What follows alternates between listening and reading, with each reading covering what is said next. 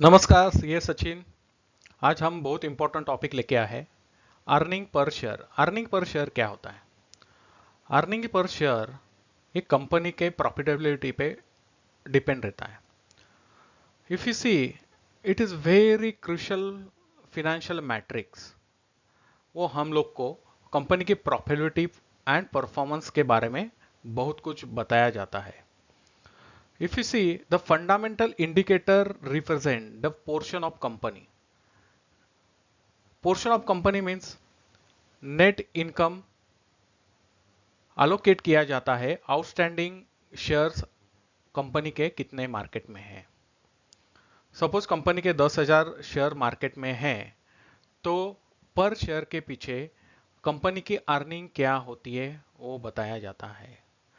तो इसमें in detail understanding के लिए नॉर्मली इन्वेस्टर डिसीजन लेते हैं base of earning per share. Company के फाइनेंशियल हेल्थ क्या है, growth potential of the company क्या है, उसके बेस पे इन्वेस्टर डिसीजन लेते हैं। यहां पे हम देखेंगे फॉर्मूला कैसा EPS earning per share calculate किया जाता है। यहां पे आप तो समझ गए रहेंगे अर्निंग पर शेयर क्या होता है। कंपनी का प्रॉफिट जो आता है उसको हम number of shares in the market में कितने रहते हैं शेयर होल्डर के पास, प्रमोटर के शेयर और कितने इश्यू किए रहते हैं, वो बेस पे हम अर्निंग पर शेयर कैलकुलेट किया करते हैं। Earning per share is very important things here. आप यहाँ पे डिटेल में देखोगे नेट इनकम मतलब क्या होता है। ये फिनेंशियल रिजल्ट के में कंपनी का प्रॉफिट जो आता है after deduction of all expenses, taxation, interest, everything, that factor हम नेट इनकम करके यहाँ पे कंसिडर करते हैं। और उसको हम डिवाइड करते हैं average number of common share outstanding. Means उस दिन तक कंपनी ने मार्केट में कितने शेयर इशू किए हैं, तो वो फैक्टर हम कंसिडर करते हैं। तो ये अबो फॉर्मूला हम देखेंगे और उसके हिसाब से कैलकुलेशन किया जाता है। आप अभी देखोगे calculating of earning per share का एग्जांपल। सपोज यहां पे कंपनी हमने लिया एबीसी कंपनी का एक हाइपोथेटिकल एग्जांपल लेते हैं। कंपनी का अर्निंग है 50 lakh and 10 lakh outstanding share है मार्केट में। तो यहाँ पे अर्निंग पर शेयर किसका कैलकुलेट किया जाता है दिया है। यहाँ पे हम करेंगे नेट इनकम लेंगे, उसको डिवाइड करेंगे total number of share outstanding in the market. यहाँ पे 10 lakh shares in the market है और 50 लाख का नेट प्रॉफिट कंपनी ने अर्न किया है। तो उसके बाद अपना आंसर आता है 5 रुपीज पर शेयर। तो इसका मतलब है पर शेयर के पीछे कंपनी का अर्निंग है 5 रुपीज पर शेयर। आगे हम देखेंगे कैलकुलेशन कैसा किया जाता है अर्निंग पर शेयर का इन डिटेल में। नेट इनकम क्या होता है? तो नेट इनकम कंपनी का होता है the total profit of the company after all expenses and taxes. हम डिडक्ट करने के बाद the company represent the company's overall financial performance and is a key component in the calculation of the EPS. ये तो आप समझ गए now. उसके बाद हम प्रिफर स्टॉक डिविडेंड्स क्या होता है वो समझेंगे। Dividend that must be paid, मतलब कंपनी जो डिविडेंड पे करती है to prefer share holder before any earning can be distributed to common share holder. मतलब कंपनी जो प्रॉफिट कमाती है उसके बाद कंपनी को जो कंपलसरी मैंडेटरी जो डिविडेंड पे करना रहता है प्रेफरेंस शेयर होल्डर को, वो माइनस होने के बाद जो सब्सट्रैक्शन करके जो अमाउंट आता है net income that determine the amount available for common share holder. Common share holder means equity share holder. Okay. And यहाँ पे देखेंगे एवरेज आउटस्टैंडिंग शेयर्स क्या होता है। तो weighted average number of shares common stock that are the outstanding during a specific period, this reflect the total number of share that will receive a portion of the company's earning. मतलब suppose market में 10,000 share है तो 10,000 share पकड़ा जाएगा outstanding share करके लिए। और weighted average means suppose company 10 रुपए के 10,000 शेयर इशू किए हैं और कुछ शेयर में पार्शियल अमाउंट का पेड अप कैपिटल कलेक्ट किया है तो उसको प्रोपोर्शनली एडजस्ट किया जाएगा और हम ईपीएस निकालेंगे। अभी यहां पे एक एग्जांपल हम समझते हैं। एग्जांपल है अर्निंग पर शेयर और उसका इंपैक्ट क्या होता है, नंबर ऑफ शेयर कंपनी के अलग रहेंगे तो। यहां पे दो कंपनी पकड़ा है, एबीसी और एक्सवाईजेड। यहां पे आप देखोगे कंपनी का एनुअल सेल है एबीसी का 12 लाख, यहां पे 9 लाख, और ऑपरेटिंग कॉस्ट दोनों का सेम है, प्राइसिंग पावर यहाँ पे डिफरेंस है। तो इसमें हम देखेंगे आगे जाके क्या होता है। ग्रॉस प्रॉफिट यहाँ 6 लाख आ रहा है, यहाँ 3 लाख आ रहा है, डिप्रिशिएशन दोनों का 10,000 है, इंटरेस्ट 10,000। उसके बाद एबीसी प्रॉफिट बिफोर टैक्स कमा रही 5,80,000 और XYZ कमा रहे 2,80,000। तो आपको लगेगा एबीसी का प्रॉफिट ज्यादा है और XYZ का कम है, बराबर है, यहाँ पे तो वही दिख रहा है। उसके बाद प्रॉफिट पे हमने टैक्स पे किया 2,03,000 यहाँ पे एबीसी का, 98,000 XYZ का। उसके बाद शेयर होल्डर को कितना प्रॉफिट रहता है यहाँ पे दिखा है, this is profit after tax, 3,77,000 ABC का है और XYZ का 1,82,000 है। तो इसे यहाँ स्ट्रेट फॉरवर्ड एबीसी विनर है लग रहा है। तो आगे देखेंगे हम, लेकिन यहाँ पे एक नंबर ऑफ शेयर, ए बहुत इंपॉर्टेंट फैक्टर यहाँ पे आपको समझ में आएगा। एबीसी ने मार्केट में 20,000 शेयर्स इशू किए हैं, वेयर एज XYZ ने 5,000 शेयर्स इशू किए हैं। तो इसका इंपैक्ट आप स्ट्रेट फॉरवर्ड समझिए। यहाँ पे 3,77,000 को डिवाइड किया जाएगा 20,000 शेयर से, तो अर्निंग पर शेयर आ रहा है कंपनी का 18.85। तो आप यहाँ पे ये समझिए कंपनी के पर शेयर के पीछे 18.85 आ रहा है। तो यहाँ पे XYZ कंपनी के इसमें देखो प्रॉफिट है 1,82,000 और नंबर ऑफ शेयर है मार्केट में बस 5,000। उसके वजह से कंपनी का पर शेयर आ रहा है 36.4। तो यहां पे आपको समझ में आएगा कंपनी प्रॉफिट कितना कमाती है, ऑफ कोर्स वो इंपॉर्टेंट तो है, लेकिन कंपनी के मार्केट में शेयर कितने हैं वो ज्यादा इंपॉर्टेंट है। तो यहां पे आप एक शेयर ये कंपनी का लोगे तो आपको 18.85 पर शेयर अर्निंग पूरे साल में आएगा, और आपने XYZ का एक शेयर लिया रहता तो आपका अर्निंग पेयर 36.4 होगा।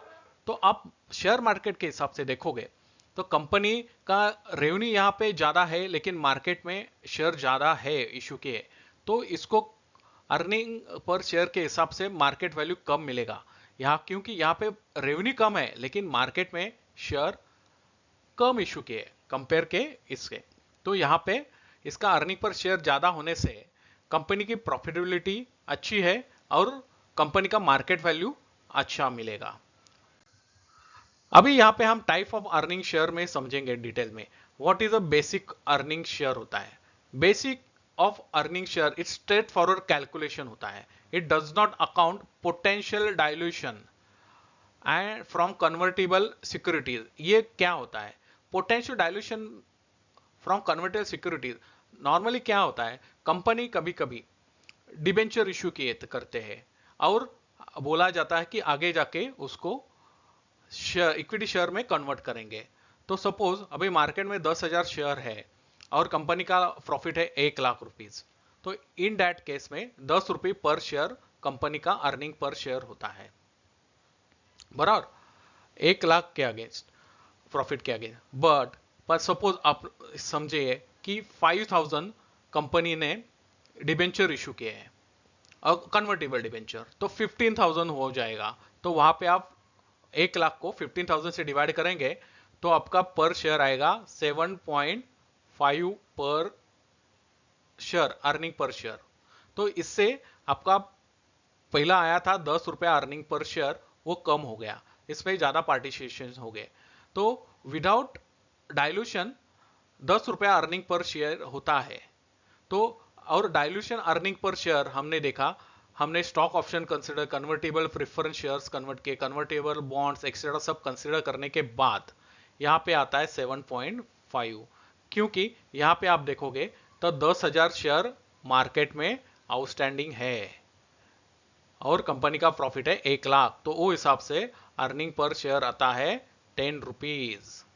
और यहां पे देखोगे तो 15,000 हो गए, 10,000 plus 5,000 convertible preference share bond और समथिंग लाइक दैट, उसके वजह से 7.5 पर शेयर अर्निंग आता है। हम आगे देखेंगे लिमिटेशंस क्या होता है अर्निंग पर शेयर का। आप हमेशा अर्निंग पर शेयर के बेस पे ही डिसीजन 100% नहीं ले सकते, क्योंकि EPS does not distinguish between the operating income. Operating income मतलब कंपनी सपोज कुछ काम कर रही है, सर्विस का काम कर रही है या कुछ मैन्युफैक्चरिंग प्लांट है, तो उसके सपोज हम कौन सा व्हीकल बेच रहे हैं, तो 10,000 व्हीकल बेचा और उससे जो प्रॉफिट आता है उसको ऑपरेटिंग इनकम कहा जाता है।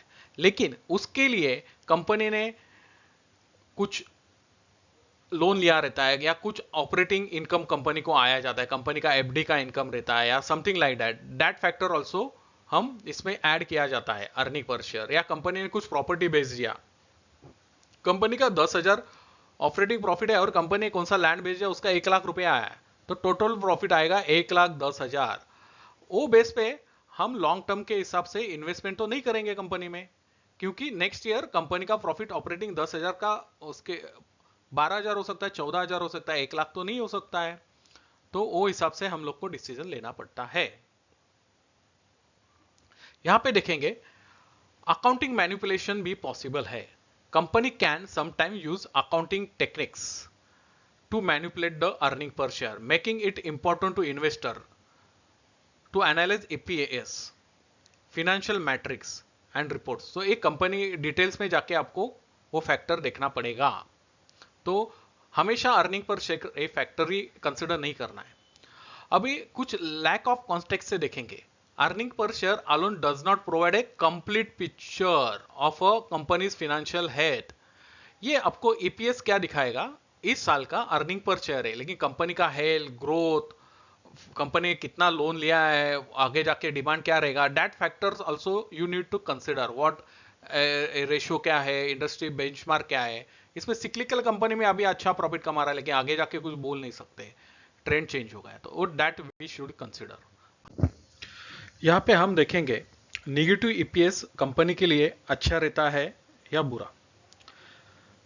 Due to variety of factors company's earning can be negative. Sometime company का स्ट्रैटेजी रहता है कि हम ज़्यादा एक्सपेंडिचर करेंगे और फ्यूचर में जाके उसका रेवेन्यू जनरेट करेंगे, तो early expenditure incur some capital incentive, sometime company setup factories, make investment. तो उसके वजह से क्या होता है, कंपनी का प्रॉफिटेबिलिटी इंपैक्ट होता है और कंपनी लॉस करता है, तो उसके वजह से कंपनी का ईपीएस अर्निंग पर शेयर ये निगेटिव होता है।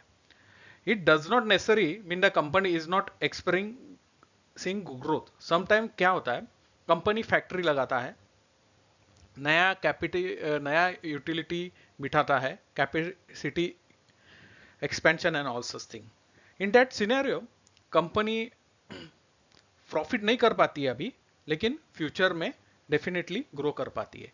तो इन दैट सिनेरियो अभी अर्निंग पर शेयर निगेटिव रहेगा, but company point of view it will be good that in future company growth कर पाएगा। Just like to grow business, investment in properties, now tools, employ में expenditure करना and many other necessity to efficiently run a company and make a profit. हम आगे जाते हैं। अभी इससे हमने कंक्लूजन में क्या पाया, अर्निंग पर शेयर क्या होता है, it shows a growth potential of the company. A consistent increasing earning per share is always good, that indicate company's ability, growth, its profitability and potentially deliver higher returns to shareholder in future based on the current position। तो growth factor very important रहता है। उसके बाद profitability देखेंगे हम company का। कौन से भी कंपनी का अर्निंग पर सजेस्ट करता है कंपनी मोर प्रॉफिट देती है या कम प्रॉफिट देती है, कंपनी की इफिशिएंसी क्या होती है, कितना पैसा लगाया है, उस पर हम अर्निंग पर शेयर है और शेयर होल्डर के हिसाब से हम देखे जाएगा। और सबसे इंपॉर्टेंट है रिस्क असेसमेंट। यहाँ पे अर्निंग पर शेयर ट्रेड हम लोग को हेल्प करता है। सपोज 2021 में कंपनी ने 10 रुपए अर्निंग पर शेयर किया, 22 में 12 किया, 23 में 14 किया और 24 में 15 किया, तो यहां पे हम समझ सकते कंपनी का इंक्रीजिंग ट्रेंड है। अब सपोज कंपनी ने लास्ट ईयर 2022 में कंपनी ने 20 रुपया अर्निंग पर शेयर किया है, उसके बाद उसका 25 आ गया लास्ट ईयर, और इस साल कंपनी सीधा 10 रुपया किया है, तो this is very danger sign.